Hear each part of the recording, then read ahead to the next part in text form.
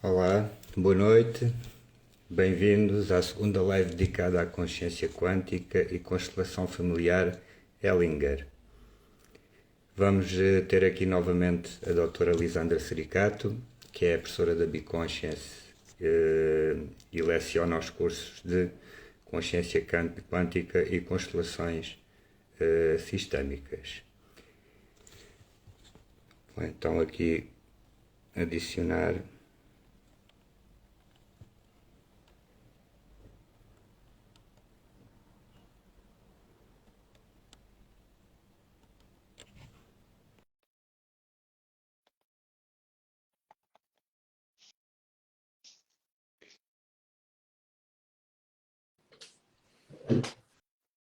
Está. Olá, Muito olá, boa noite, Lisandra. Mais uma boa vez, noite. muito obrigado por estares aqui presente nesta segunda live dedicada à consciência quântica e constelação familiar original Hellinger. E agradecemos a Biconscience, agradece muito. Eu que sou grata, Joaquim. É uma alegria poder compartilhar esses conhecimentos, né, que dão mais a vida a todos nós. Gratidão. Ok. Queria deixar aqui um recado para todos aqueles que estão a assistir e que estão vendo, que é mantenham-se até ao final da live, porque a Biconscience vai oferecer 20 cursos a pessoas com patologias específicas. Eu, no fim, vou depois dizer como é que podem ter acesso e como é que se podem inscrever. Ok, então, na primeira live falámos mais sobre a questão da ciência quântica. Hoje queria aqui direcionar mais a live para a questão das constelações sistémicas. Mas tenho aqui ainda uma questão para fazer no que diz respeito à ciência quântica. Portanto, a sabedoria do pensamento quântico assenta no facto de dar igual importância ao físico e ao subtil. Portanto, precisamos de ambos. No modelo quântico, existe a natureza quádrupla da experiência. Existem 4 corpos que permitem experienciar. O corpo físico, que nos permite experienciar sensações, o corpo mental, que nos permite experienciar sentimentos, o corpo mental, que nos permite experienciar pensamentos, e o corpo supramental, que nos permite experienciar as intuições. Ora, o psicólogo Carl Jung mostrou que as pessoas utilizam seletivamente um destes modos de experiência, em detrimento de outros. Até que ponto é que é importante para nós integrarmos todos estes modos e usarmos todas as nossas possibilidades de experienciar? E também qual é que é a importância do equilíbrio entre estes 4 corpos? Então, bom, começo pelo nosso estudo, né? No nosso mestrado e para dar uma visão geral sobre esses corpos, mesmo nos escritos bíblicos e evangélicos, né? O grande mestre Jesus sempre falou que a casa do Pai, né? Na casa do Pai existem várias moradas. Então, isso seria uma metáfora para falar dos 5 corpos, né? Você falou de 4 que estão mais no nível, então, digamos assim, que fazendo a correlação matéria sutil, né? Então, o corpo físico, como tu bem disseste, que está ligado com a nossa sensação na matéria, tanto a dor como o prazer, então aquilo que a gente sente imediato na matéria, né? Isso então é o nosso corpo material, físico, então é matéria, né? Esse é o corpo material, é aquilo que a ciência materialista prega como o centro de tudo, né? A matéria, como a gente já falou também na live anterior. Então, num segundo momento, nós temos então esse corpo que você também referiu, né? O corpo mental, que é o corpo onde estariam, né? Os pensamentos, seria o lugar ou não lugar.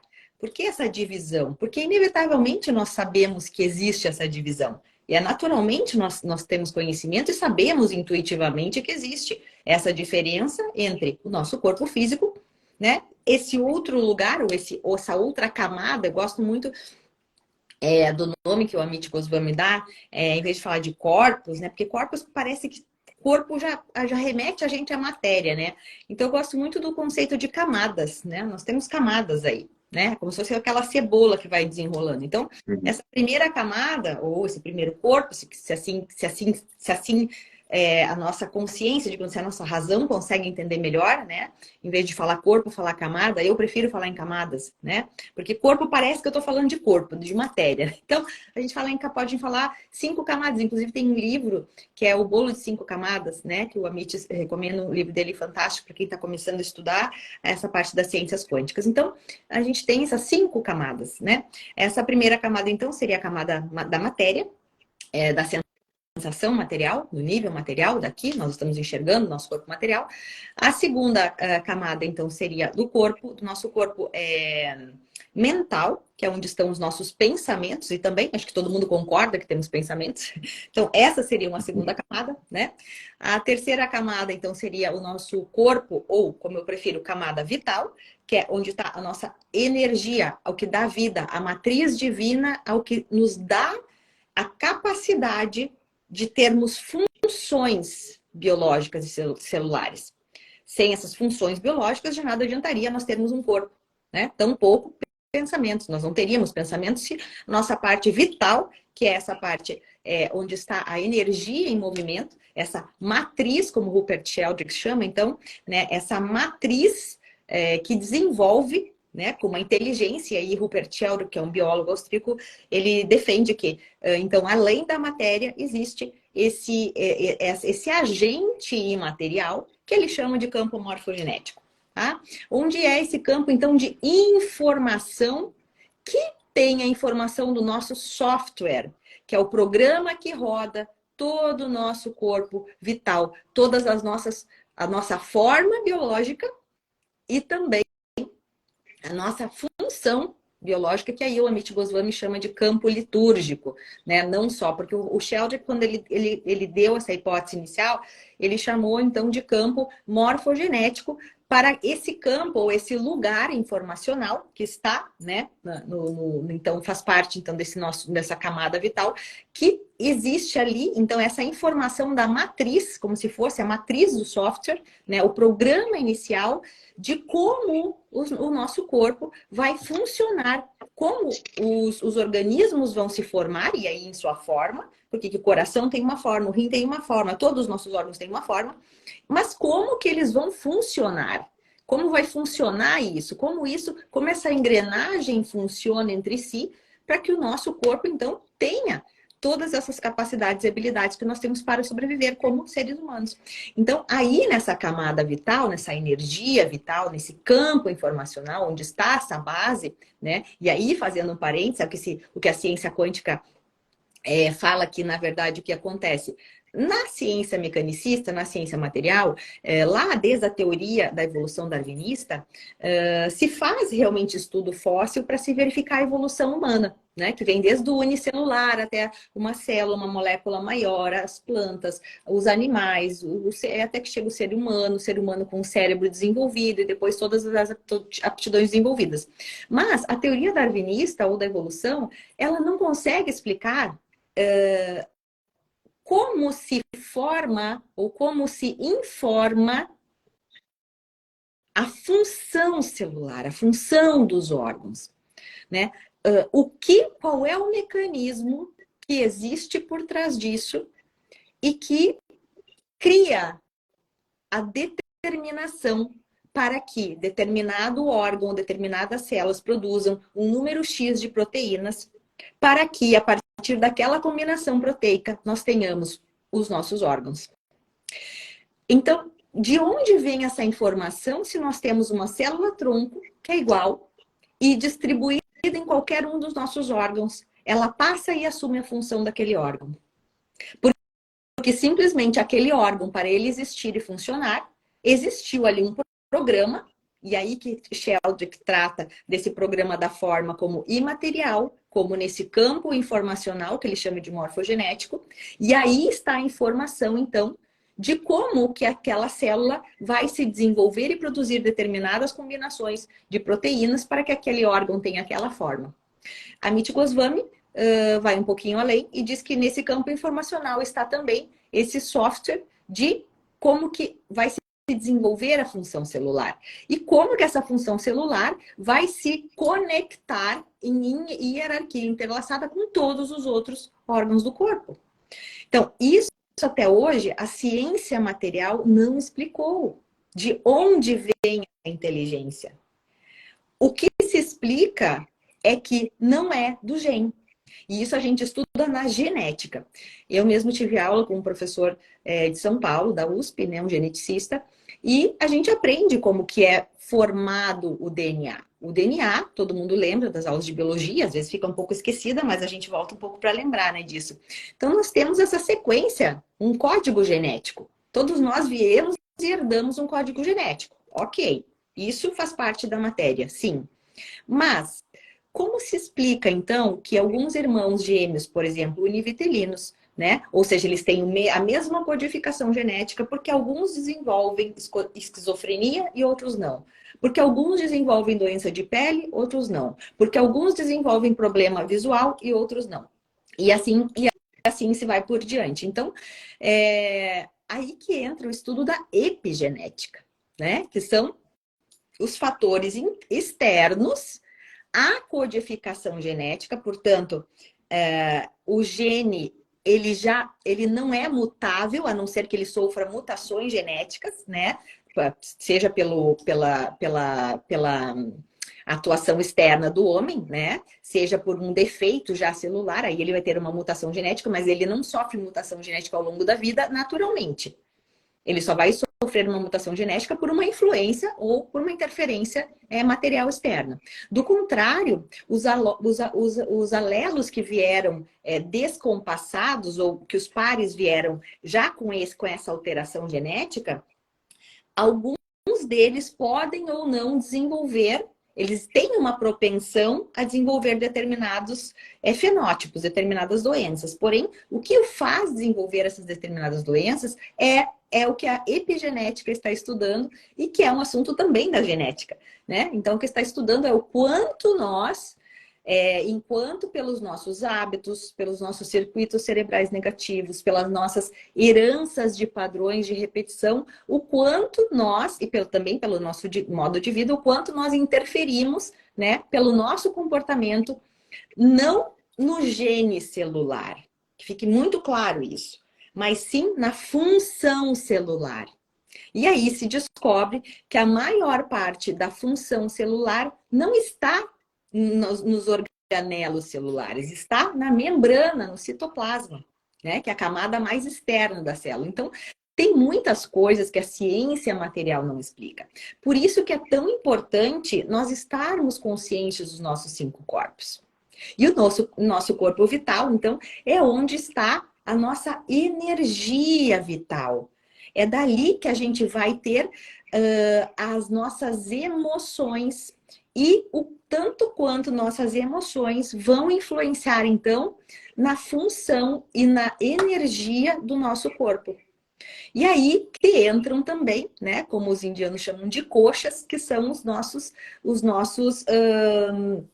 nos nossos chakras, nos nossos 7 chakras, que são também, além dos 5 corpos, então, né, dos koshas, nós temos os 7 chakras. Então, é bem importante, além de a gente ter conhecimento dos cinco corpos, ou dessas 5 camadas que compõem o nosso ser, né, como ser integral, nós também termos conhecimento de como é que atuam os nossos chakras, porque eles são a nossa base vital.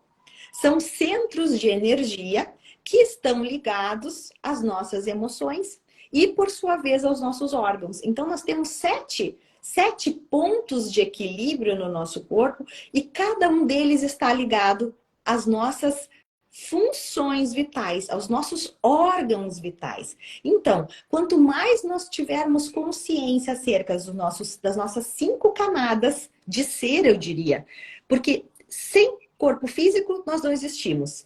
Sem pensamento, nós podemos existir, mas parece que a vida fica um pouco sem sentido, né? Assim como sem a energia vital, sem a força para que nos move para a vida, sem a vitalidade nos nossos órgãos, nós também não conseguimos exercer a nossa vida com plenitude.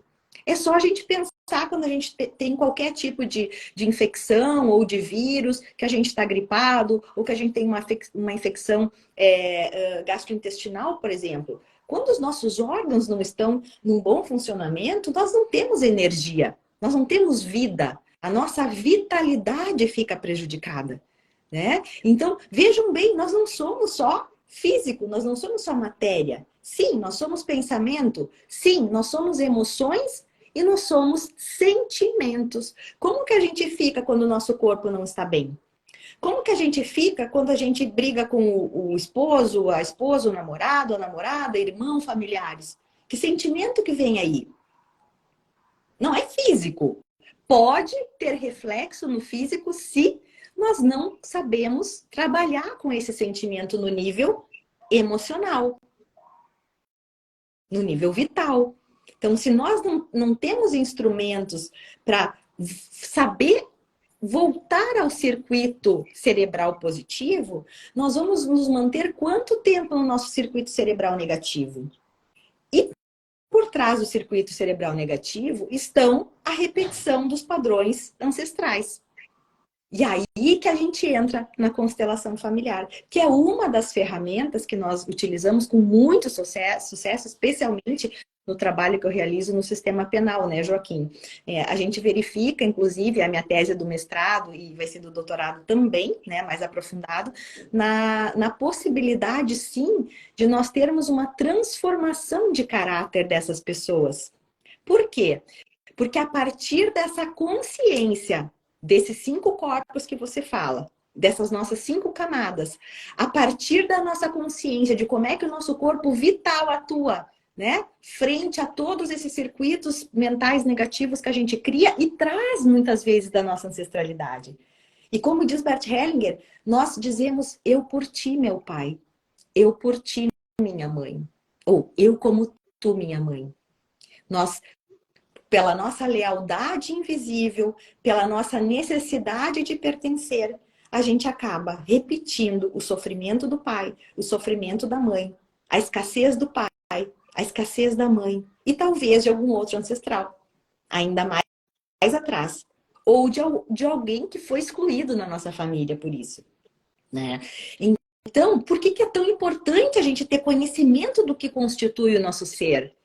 Porque assim nós vamos também ter ferramentas para saber atuar sobre o que está oculto e está causando algum tipo de bloqueio. Mas para terminar, então, as nossas camadas, né? Você falou do corpo físico, você falou do nosso corpo mental, que é nossos pensamentos, onde está localizado nessa não localidade. Eu adoro isso, porque a gente fala, eu não tenho outro nome para dizer, né? Eu só posso dizer que ele está localizado numa não localidade. Porque se sabe que o pensamento não está na matéria. Ele pode decorrer de um raciocínio lógico que, obviamente, o nosso cérebro guarda as memórias e sem ele nós também não podemos sobreviver, porque a percepção ela vem da memória, né? Junto com a ação. Então, a gente é uma grande totalidade, uma grande integralidade. E quanto mais a gente conhece a nós mesmos e como nós somos formados e informados, mais nós podemos atuar sobre aquilo que nos bloqueia no dia a dia. Sobre os nossos medos, as nossas inseguranças, a repetição daquilo que o nosso pai dizia, ou da nossa mãe dizia, né? Porque a época deles era outra. Eles não tiveram toda a bagagem que nós temos hoje. Mesmo a ciência evolui. Olha o que evoluiu a neurociência com a neuroplasticidade, por exemplo, nos últimos anos, há poucos anos. Né? O quanto se evoluiu em técnicas para se aumentar neuroplasticidade, técnicas comprovadas, né, por neurocientistas em laboratório, em pesquisa de ressonância magnética, inclusive. Né? Então, a ciência está, sim, comprovando, né, todos esses benefícios de nós termos o quê? Uma maior consciência sobre o que nós somos constituídos.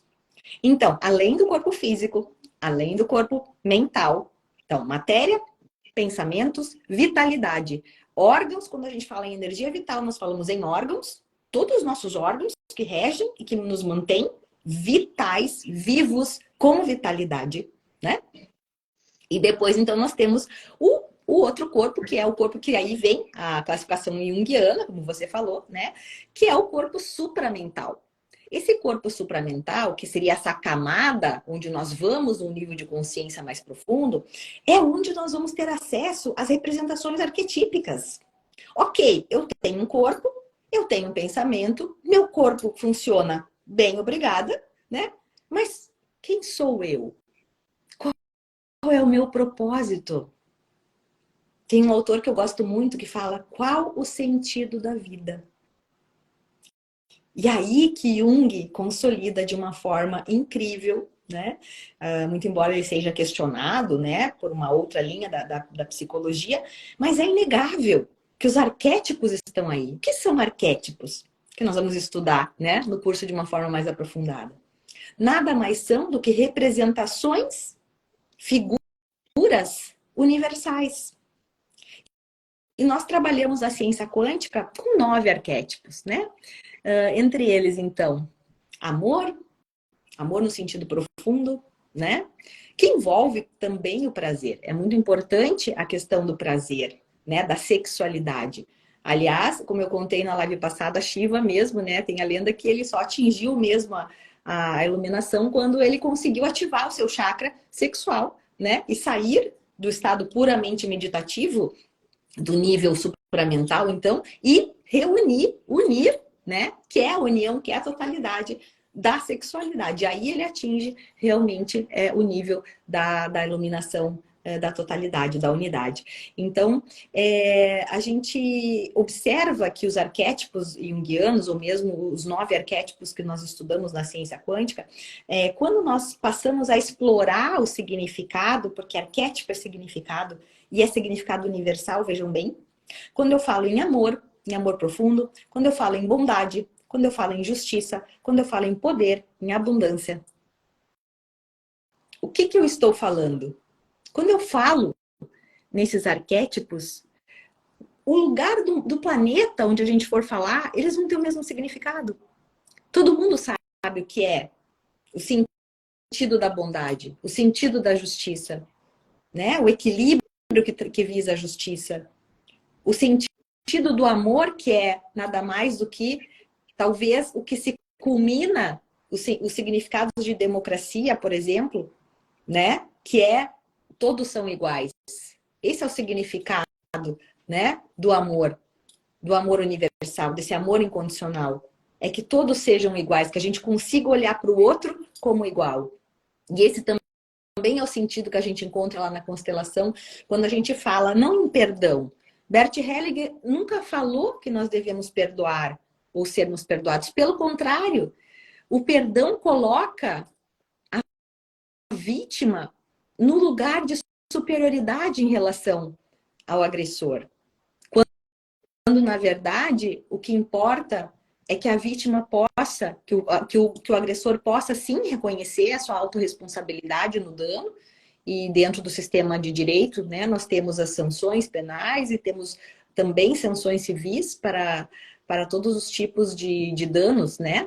Mas o mais importante é que o agressor ele tenha consciência do que o levou à prática do dano, porque só assim nós vamos conseguir estancar com a quebra do padrão, estancar com o padrão vicioso, estancar com aquele padrão de repetição que leva aquela pessoa a ser uma pessoa agressiva. E a vítima, por outro lado, compreender o que estava por trás da conduta do agressor. Não no sentido de perdoá-lo, né? Ele deve sim trazer o equilíbrio que ele prejudicou, que ele causou, muito embora a gente também saiba que muitas vezes agressor e vítima se atraem, são sistemas que se atraem para compensar o próprio desequilíbrio do seu sistema. Então, um está a serviço para o outro, do outro, dizemos, né? Mas isso é um assunto bem mais profundo, né? Não cabe aqui numa live a gente aprofundar. Nós temos uma aula, por exemplo, na formação em constelação familiar, aí sim aprofundada, que a gente passa muito tempo estudando só a questão do perpetrador e da vítima, né? É uma aula realmente muito intensa, então não cabe aqui a gente aprofundar nesse tema. Mas sim, é necessário que a gente olhe para isso. Então, o arquétipo do amor, ele vem dessa significação do amor profundo, né? Da gente olhar para o outro e olhar, como Bert Hellinger ensina, né? Tudo que vem atrás, toda a ancestralidade, tudo o que aquela pessoa passou, tudo que aquela ancestralidade acabou passando de uma forma de informação desse campo informacional sistêmico, e essa pessoa, então, nós como indivíduos, por amor ao nosso sistema, nós acabamos, então, repetindo. Então, no nível supramental, nós vamos estudar e aprofundar, então, a exploração dos arquétipos. E a última camada, só para terminar, os 5 corpos, veja só que não é um tema que vai chamando, né? Tem muitas nuances aí. Então, mas para terminar, então, as nossas 5 camadas, né? Então, existe uma última que seria a camada, né? Da sublimação, ou a camada realmente espiritual. Ok, muito obrigado, Sandra. Então, eu vou avançar aqui para o tema da constelação familiar original Hellinger. E do que é que trata a constelação familiar original Hellinger e no que é que ela nos pode ajudar como seres humanos, membros de um sistema familiar? Então, muitas pessoas, né, que buscam a constelação familiar, elas vêm com uma questão, né? Uma questão que está se repetindo no sistema familiar, que está bloqueando avanços, né, em vários setores, né? Normalmente, o que mais se busca realmente é uma questão que envolve relacionamentos, né? Seja de casal, seja com filhos, com parentes, muitas vezes relacionamento no trabalho, com colegas, com chefes. Então, há muita, eu diria assim que há muita necessidade de as pessoas compreenderem por que as coisas se repetem na vida, né? Muitas vezes as pessoas chegam sem entender, né? Eu faço tudo certo, eu sou uma boa pessoa e eu não consigo, e eu ganho meu dinheiro, eu não consigo, por exemplo, ter nenhuma economia, ou tudo que eu ganho eu perco, ou todo relacionamento que eu me envolvo eu me sinto abusada, ou todo relacionamento que eu me envolvo eu sou traída, ou, por exemplo, eu trabalho muito, né, e não consigo nunca ter dinheiro. Então, se repetem alguns padrões. E a gente procura, então, com o método da constelação familiar, auxiliar, né, como facilitador de uma forma muito discreta, eu diria. E Bert Hellinger evoluiu muito também na forma de aplicação, até que ele chegou nas novas constelações, que ele chama de constelação familiar do espírito, né, ou constelação do espírito, que é permitir que o próprio cliente, né, traga à luz aquilo que está oculto. Que a partir dos movimentos que o campo faz, né, o próprio cliente possa enxergar para onde se olha. Ou, por exemplo, para onde aquela dor olha, né? Muitas vezes é caso de doença também. Então a pessoa chega ali com alguma crise de algum tipo de doença, que pode ser das mais variadas possíveis, mas vamos exemplificar aqui uma doença de artrite ou artrose, por exemplo, né? E ela diz, nossa, eu tenho uma vida super saudável, eu sempre me cuidei e eu não sei, né, por que que eu tô, né? Será que é um karma? Será que eu mereço? Será que, né? Então as pessoas realmente buscam, né, como uma forma última, porque claro que a medicina está aí muito evoluída e ela deve ser tratada de forma conjunta, né? Inclusive, cabe ao facilitador, né? Já no início a gente faz uma pequena anamnese e verificando que a pessoa possui uma doença realmente crônica, né? Não só orientar, mas dependendo do grau da doença, né? De condicionar o atendimento da constelação à constatação de que o cliente já está em acompanhamento médico. Então, vejam como é importante a responsabilidade, né, do constelador ou do facilitador, que ele se comprometa realmente, né, com a integração de todas as ciências, de todas as ferramentas. Assim, da mesma forma, com o atendimento psicológico, psiquiátrico, né? Quando verificamos que a questão trazida pode ter um fundo que necessite um acompanhamento, né, e não só se resolver ali na constelação, a gente também não só orienta, como condiciona, né, a própria constelação a prescrição médica, orientação médica ou o segmento psicológico. Então, eu quero deixar bem claro que a constelação, ela não é para fazer milagre, ela não é algo mágico, ela não é algo que substitua nenhuma das outras ciências, né? Ou nenhum dos outros tratamentos. Pelo contrário, né? O projeto, por exemplo, que eu desenvolvo nas casas prisionais, o relato das psicólogas, da equipe técnica que acompanha, é de extrema positividade, porque o relato é de que os presos que estão tendo acompanhamento psicológico, né, depois da constelação, eles estão muito mais organizados e conseguem trazer para a psicoterapia com mais facilidade aquilo que até então era algo muito angustiante ou que trazia muita tristeza, né? Então, fazer um parênteses para dizer que a utilização do método da constelação familiar, primeiro que deve ser realizado realmente por um constelador habilitado e comprometido, né? Com toda essa questão que vem antes da própria constelação, né? Que é saber realmente poder verificar se aquele cliente ele realmente está trazendo uma questão que é só para a constelação ou se ele precisa estar tendo acompanhamento de outra área, né? Da medicina ou da psicologia, enfim. Mas quando a gente inicia, então, o trabalho da constelação, esse cliente, ele trouxe uma questão ali e o objetivo é que o cliente possa verificar, nesse contexto, para onde aquela questão está olhando. O que está oculto naquele sistema que faz com que essa repetição de padrões se torne algo que acabe bloqueando, né, a sua ida para a vida. Então, o que é muito interessante é que através das leis sistêmicas aplicadas ao conhecimento do constelador e do campo, e a partir do que o campo traz, o constelador ele vai conseguir identificar onde está o fator oculto. A partir do movimento que os representantes fazem, ou mesmo de uma constelação interna, quando é feito só com o próprio indivíduo, sem utilização de bonecos ou âncoras, por exemplo, a gente consegue então verificar a partir do movimento da constelação aplicada, onde está o lugar do oculto, para onde aquela dor olha, para onde aquela escassez está olhando, para onde aquela figura que se cria, que se mostra no campo, está sendo fiel. A quem a isso está sendo fiel? Porque nós nascemos originalmente, né, com todas as nossas capacidades de nos desenvolvermos dentro de um estado normal, natural, né, de cognição, por exemplo, né? Então, independentemente da classe, da idade, do credo, dos continentes, Bert Hellinger, ele andou pelos 5 continentes, né? E ele fala que independentemente do local onde ele iria, seja na tribo de Zulus, seja fazendo terapia grupal, né? Nos diversos países por onde ele andou, Sophie Hellinger mesmo agora esteve na China, né? Num grande evento lá.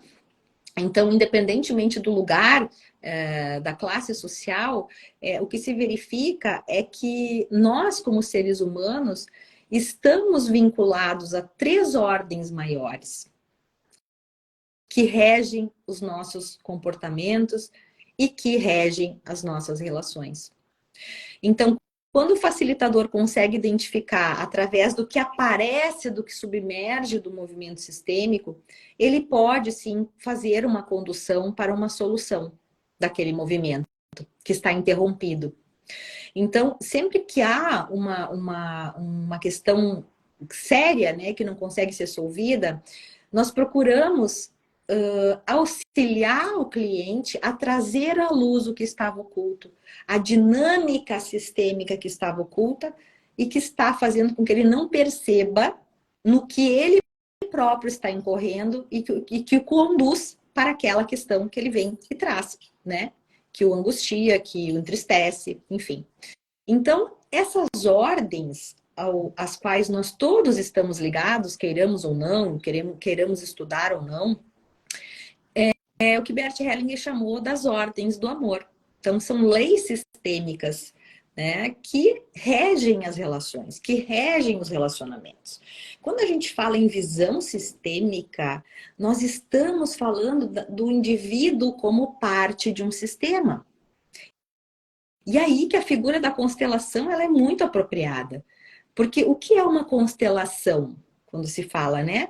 As constelações que estão aí no nosso céu. Né? O que são as constelações? Nada mais do que inúmeros organismos celestes, ou estrelas ou planetas, que fazem parte de um determinado desenho astronômico. Quando uma essas partes ela é retirada ou ela é excluída, essa constelação ela já não terá mais a mesma forma. E o que acontece quando algo é excluído de uma parte maior? Há um desequilíbrio nesse sistema quando algo é excluído. Porque aquele sistema naturalmente existiu daquela forma. E aí a gente vai ter que voltar para aquele agente que o Rupert Sheldrake chama, né? Aquele agente material que nós não conseguimos compreender, nem nós, nem ninguém, nem a ciência material.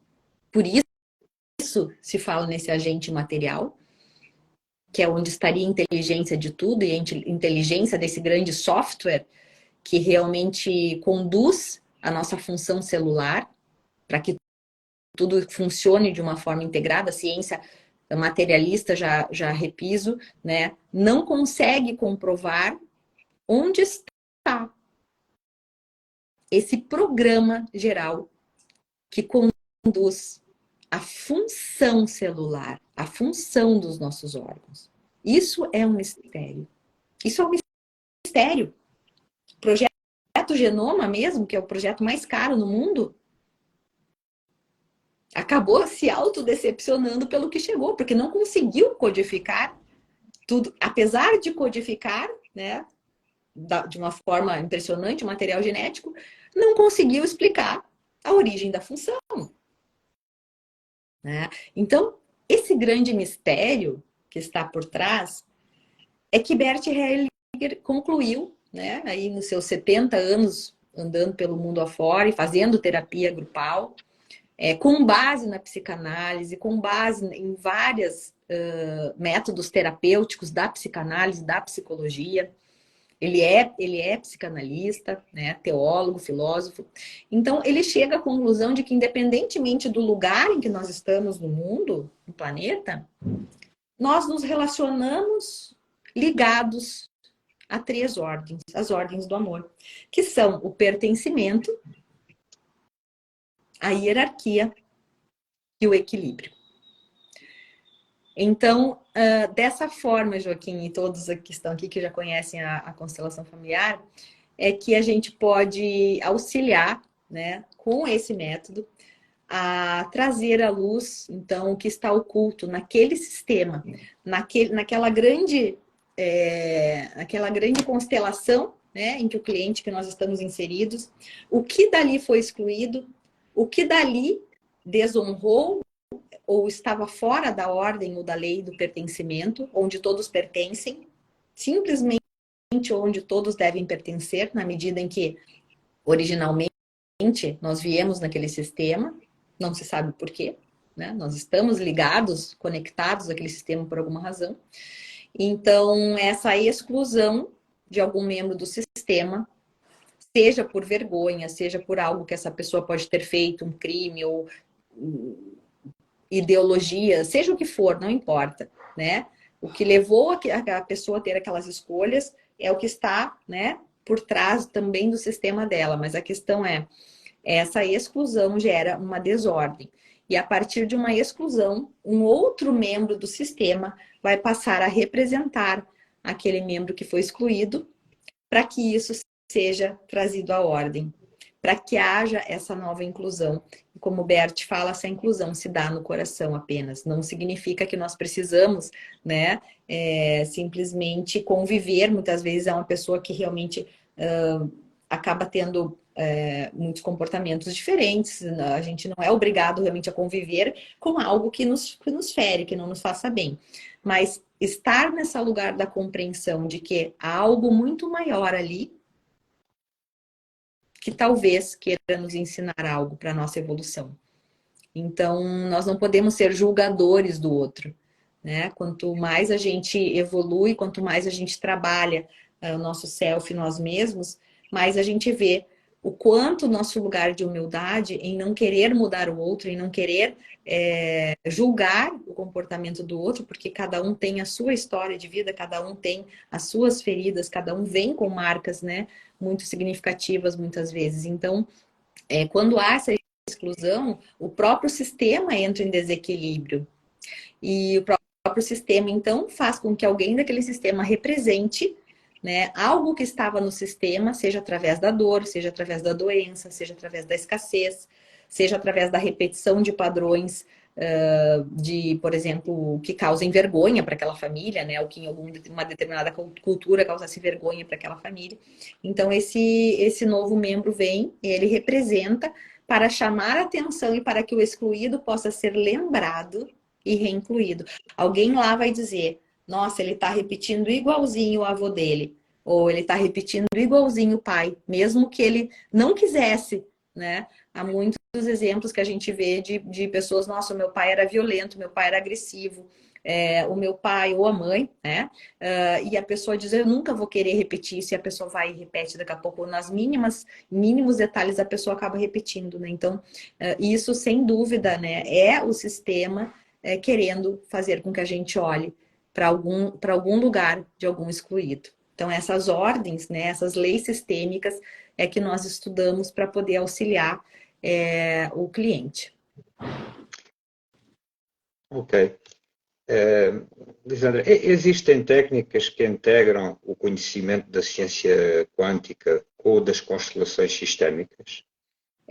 Na verdade, a linha que a gente utiliza muito da constelação interna, né, que a gente chama da meditação interna, através da visualização ou de visualizações guiadas, onde nós podemos também fazer constelações mesmo individuais, e como chama o nosso professor o Mário Cosini, são constelações internas. Nós temos então vários inúmeros exercícios que podem ser feitos, que são feitos, né? A exemplo de como fazemos também lá na ciência quântica, né? E eles se casam muito bem aí. O próprio conhecimento acerca dos nossos 7 Is, que nós chamamos, né, que é o caminho da jornada do herói, que é o caminho para a gente chegar no nosso propósito, termos nossos insights através da inspiração, da intenção, da intuição, da imaginação, o período de preparo, que é aquele da espera, que é a incubação, né, o insight, quando vem a partir todo esse programa de passos, né, até que a gente possa implementar uma ação. Então, sim, essa inter-relação é muito interessante, porque quando nós trabalhamos na constelação, nós estamos na mesma postura que a gente chama, que é a postura sistêmica ou a postura quântica, né? Que é a postura do facilitador e também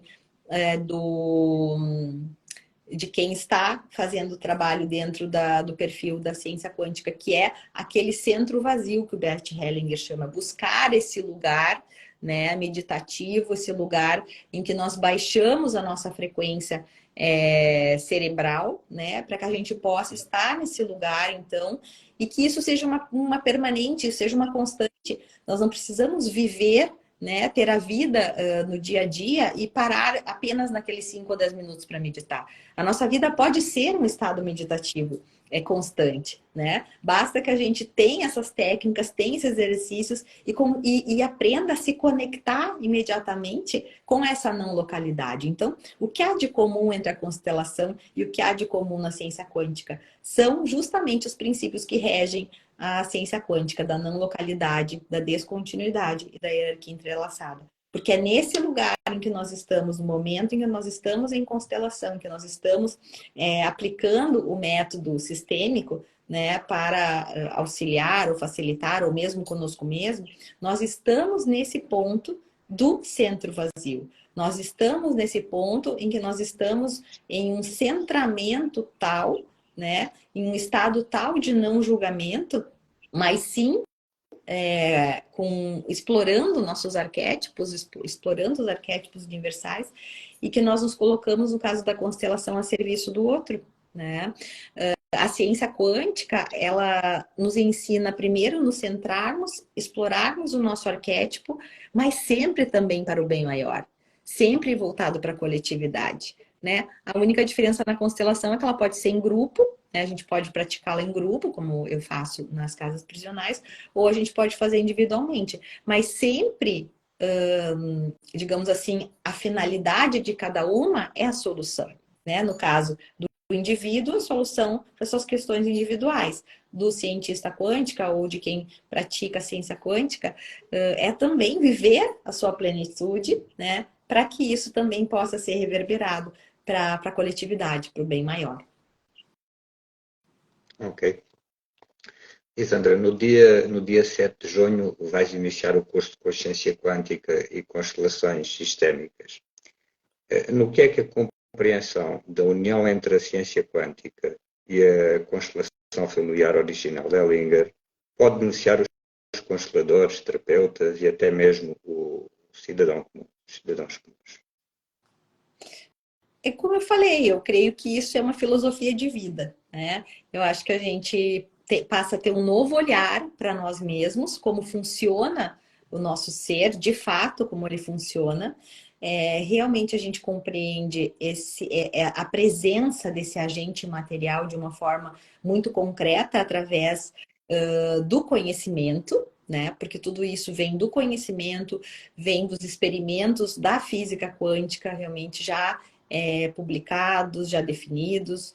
Então, através do conhecimento, me parece que é a melhor forma para que a gente possa dar esse salto para essa nova forma de ver a vida, para uma nova forma de olhar a vida, sempre começando pela gente. Ok. Vou voltar aqui um bocadinho atrás e no que respeita à lei universal das ordens de ajuda, temos várias ordens, não é? Temos a primeira ordem, que é o equilíbrio entre dar e receber, a segunda ordem, que é a lei do respeito incondicional ao destino, a terceira ordem, que é a lei da relação de adulto para adulto, a quarta ordem, que é toda a ajuda é sistémica, e a quinta ordem, que diz que toda a ajuda leva à paz. Aqui, relativamente à Biconscience, a frase que melhor define o movimento Biconscience é unir para a expansão de consciência, unir para a paz. E o grande propósito da Biconscience é ajudar seres humanos a expandir a consciência rumo à satisfação da alma. No teu entender, o movimento Biconscience e o seu propósito estão alinhados ou enquadrados, principalmente com esta quinta ordem, toda a ajuda leva à paz. Então, na ciência quântica, a gente estuda, né, que toda ajuda, né, seja ela interna para nós mesmos, seja em prol do outro, ela sempre leva à paz. Porque nada como conhecimento, nada como a compreensão profunda de quem nós somos e qual o nosso propósito de vida, nada além disso nos dá mais paz. A paz, ela vem desse lugar de nós conseguirmos entender o nosso sentido de vida. Quando nós compreendemos o nosso sentido de vida, nós vamos estar em paz. Porque aí há um propósito, há um objetivo. Quando nós não encontramos o nosso sentido para a vida, dificilmente nós vamos ter paz e logo não vamos conseguir contribuir também para a paz da humanidade. Então, sim, sim, Joaquim, Biconscience vem com essa missão, né, de auxiliar através do conhecimento de quem veio antes, de quem estudou antes, né, para aqueles que querem e têm esse objetivo de encontrar, em primeiro lugar, a sua paz. Porque a partir daí, a gente pode ajudar, estender, ensinar, como diz o nosso mestre Amit Goswami, né? Ele quer muito que os seus alunos ensinem os seus ensinamentos. E eu acho lindo isso, porque não há ego, né? Não há essa ideia de guardar conhecimento porque eu sei. Não, se eu sei, se eu descobri, se eu aprendi, né? Com tantos outros mestres que vieram antes, o que eu quero também é poder ensinar. Porque são anos de estudo, né, Joaquim? Nós viemos de uma caminhada aí, eu desde os meus 16 anos, eu estudo comportamentos humanos. A Amit Goswami, há mais de 30 anos, né, 40 anos já tem inúmeros livros vendidos e publicados nessa área. Então, é muito conhecimento agregado. E quem vem depois, né, sai no lucro, porque vai ganhar tudo mastigado aí. Então tem que saber reconhecer e honrar quem veio antes, porque com certeza foi muito mais difícil, né, para ter toda essa informação e consolidar isso a ponto de conseguir ensinar. Então, sempre muita gratidão aos mestres que vieram antes. É verdade, Lisandra, é mesmo muita sabedoria, muitos anos dedicados, não é? E, e nós aproveitarmos o conhecimento que o Amit nos dá para podermos partilhar com as outras pessoas também é maravilhoso. Olha, como é que deve ser a postura do profissional, do consultador, de acordo com as ordens de ajuda do Bert Hellinger? É um não estado, na verdade, porque é uma não, a gente parte do pressuposto da não ação, né? Às vezes é difícil entender, mas o ajudante, ele jamais pode se colocar numa posição em que ele é o salvador, ou que ele vai resolver, né? Pelo contrário, a posição do ajudante é conseguir ter a habilidade de que o seu cliente ele consiga, né, através da compreensão do movimento fenomenológico, a buscar a própria força, a voltar ao seu lugar de onde ele saiu, a reposicionar todos os elementos do seu sistema, porque quando cada um está no seu lugar, todos têm força. Quando cada um quer estar no lugar do outro ou falar pelo outro, se perde a força. Então, o que se faz, né, na postura do constelador é devolver a força ao cliente para que ele encontre a solução. Isso eu acho mais bonito de todas as diretrizes que nós temos, que é, na verdade, essas ordens da ajuda, né? Especialmente respeitar o destino, honrar o destino, honrar os antecedentes, né, do cliente que está ali, honrar tudo que foi, da forma que foi, né, e nós nos colocarmos frente ao cliente como pequenos e ele como grande, porque nós chegamos depois na história da vida dele. Então, ali, nós somos um mero instrumento, né, de conhecimento, claro, a partir do conhecimento, mas especialmente de um lugar que se busca que essa pessoa recupere, resgate a sua própria força para tomar as suas decisões e as suas novas escolhas. Então, o lugar, a postura do constelador, ele é de mínima interferência possível, mas sim de uma condução para que o próprio cliente possa enxergar e passar a olhar para aquilo que realmente é o que importa. Okay. Obrigado, Lisandra. Bom, eu vou aproveitar agora para dizer que no âmbito do programa de solidariedade Be Conscious, portanto, vamos oferecer 20 cursos lecionados na escola. São 10 cursos de TFT mais consciência. Para quem não conhece, o TFT é Thought Field Therapy, em português, terapia do campo do pensamento. E este curso TFT mais consciência, portanto, tem a aprendizagem da terapia, que tem a ver com a questão da libertação emocional e depois acrescenta, então, matéria relativa à expansão de consciência, nomeadamente a interiorização daquilo que é o paradigma RAC. O paradigma RAC é o paradigma da responsabilidade, da atração e criação. Este curso inicia em 26 de junho e vai até 28 de dezembro. Portanto, são uns belos meses. E são 10 vagas para doentes oncológicos. Portanto, peço a quem esteja a ouvir, a quem esteja aqui a ouvir, partilhe o vídeo. Se tiverem algum amigo, algum familiar nestas condições, partilhem e basta contactar a escola através do e-mail geral @beconscious.org ou dirigirem-se ao site que é www.beconscious.org e logo no topo do site está um item de menu que é o contacto e podem também ir por aí e contactem. Basta então na comunicação manifestar a vontade de participar no curso e depois a escola realiza o resto dos restantes procedimentos para a formalização da inscrição. As 10 vagas são para as primeiras 10 pessoas que contactarem a escola por ordem de chegada da manifestação de interesse. Tá bom?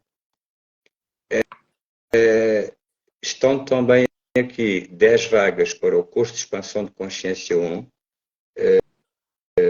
poder de escolher paradigma RAC. Portanto, este curso não tem a primeira parte relativa ao TFT. Portanto, tem só a segunda parte do curso que mencionei anteriormente. É só a matéria relativa à expansão de consciência e já é muita, não é? São muitos meses. Portanto, este inicia em 10 de agosto e vai até 28 de dezembro. E são 10 vagas para doentes com fibromialgia. Tenho chegado muita gente a pedir ajuda com fibromialgia. Portanto, aqui é fazer em igual, não é? Contactar a escola através do e-mail, irem ao site, partilhem também esta informação.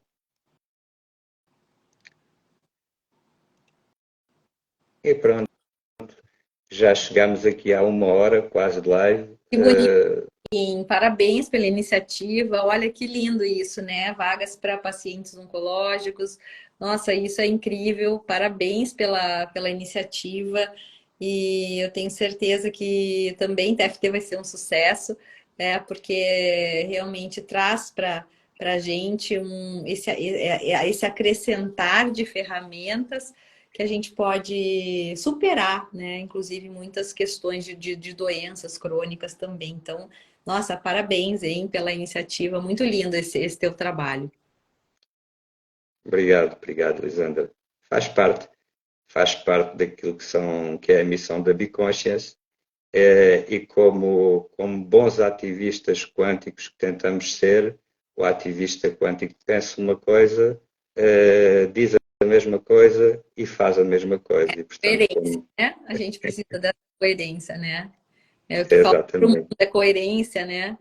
Essa foi a derrocada, inclusive, né, da, da, da, da ciência moderna, né? Justamente por não guardar com a coerência e as coisas vão retomando ao seu ponto, porque tudo tem que voltar para o seu lugar, né? Bert Hellinger já dizia, o reposicionamento, né? É o que faz com que a gente possa seguir na evolução e na expansão da consciência do universo. Muito obrigada, Joaquim, pela oportunidade. E nos vemos, então, na quarta-feira, no dia 7. E começamos, então, nossas aulas. Serão transmitidas pelo YouTube para o grupo fechado de alunos. É isso, né?